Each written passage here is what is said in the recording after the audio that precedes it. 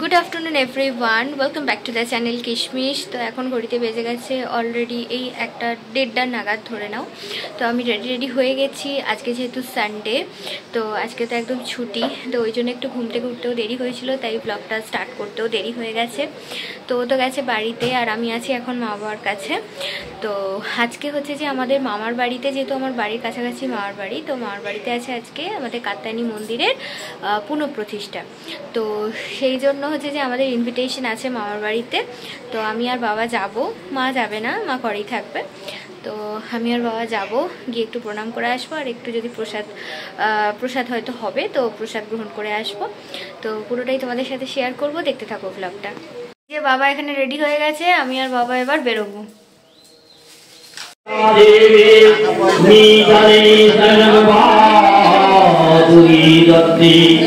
বলছিল বন্যা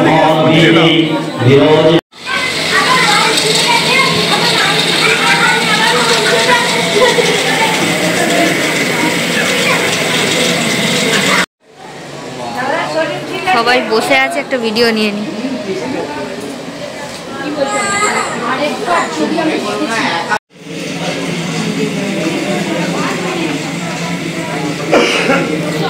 টাকাও দেখি একবার।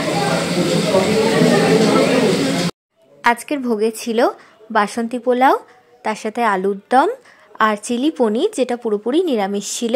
তার সাথে ছিল খেজুর, আমসত্ত্ব, টমেটো দিয়ে চাটনি, পাঁপড়, আর ছিল কেশর ভোগ। খাওয়া দাওয়া খুবই ভালো ছিল। আর মামারা সবাই মিলে, দাদা, মামা, মামার বাড়ির পুরো ফ্যামিলি মিলেই যেহেতু হচ্ছে এই পুজোটার আয়োজন করেছিল, তো সবার মিলিত এফোর্টে পুজোটা কিন্তু ভীষণ সাকসেসফুল হয়েছে আর খুব ভালো লাগছিল। আমাদের খাওয়া দাওয়া কমপ্লিট, এবার আমি বাড়ি চলে যাব। তো মায়ের খাবারটা নিয়ে আসবো বাড়িতে, তো সেই জন্যই একবার বাড়ি যাচ্ছি। বাড়ি গিয়ে থালাটা নিয়ে আসি, নিয়ে এসে ভোগটা নিয়ে যাব। তো এই যে আমরা এখন বাড়িতে চলে এসেছি, মা এখন লাঞ্চ করবে। তো খাওয়া দাওয়া খুব ভালো ছিল। আর আমাদের এই কাত্যায়নী মন্দির আর কি, মানে আমার মামার বাড়ির যে পুজোটা হয় আর কি, দুর্গা পুজো হয়, তার সাথে জগদ্ধাত্রী পুজো হয় এই মন্দিরে। তো সেভাবে তো তোমাদের দেখাতে পারিনি কোনো পুজোই, তো যদি ফিউচারে দেখাতে পারি বা দেখানোর সুযোগ হয়। আগের বছর পুজো যেহেতু ছিলাম না, তাই দুর্গা পুজো কভার করতে পারিনি। তো এবারে যদি পারি অবশ্যই তোমাদের সাথে শেয়ার করব। ভীষণ ভালোভাবে পুজো হয়। আর হচ্ছে যে এটা আমার দাদুর আমল থেকেই হচ্ছে যে, মানে আমার দাদু যতদিন বেঁচে ছিল দাদুই নিত্য পুজো করতো। তো যাই হোক, খুব ভালোভাবে পুজো হয়েছে, দেখেও খুব সুন্দর লাগছে। কাত্যায়নী মা যে সিংহাসনটায় বসে, একটা সুন্দর সিংহাসন শ্বেতপাথরের করা হয়েছে, দেখে খুব ভালো লাগলো। তো যাই হোক, সবাই অনেক লোক এসেছিলো, ভোগটোগ খাওয়ানো হলো, আমরাও গেছিলাম, ভোগ খেয়ে এলাম, যেমনটা তোমাদের সাথে শেয়ারও করেছি অল্প অল্প করে।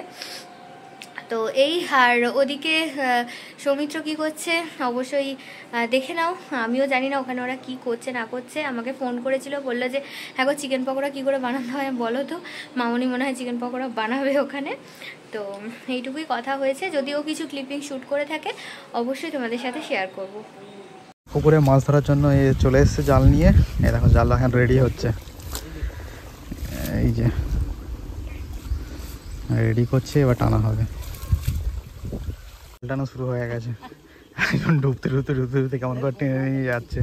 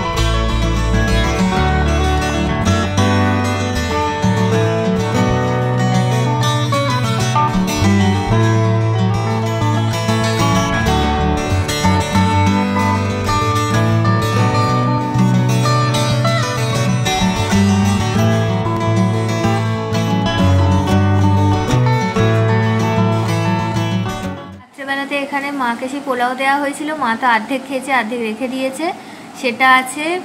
আর এখানে হচ্ছে যে খিচুড়ি আছে, পায়েস আছে, তো সব মিলিয়ে মিশিয়ে খাওয়া হয়ে যাবে আজকে। তো এই ডিনারটা এখন করে নিই, খিদে পেয়ে গেছে খুব। ভিডিওটা এইটুকুই থাক, দেখা হচ্ছে অন্য আর একটা ব্লগ নিয়ে। ততক্ষণের জন্য টাটা, সকলে ভালো থাকবেন।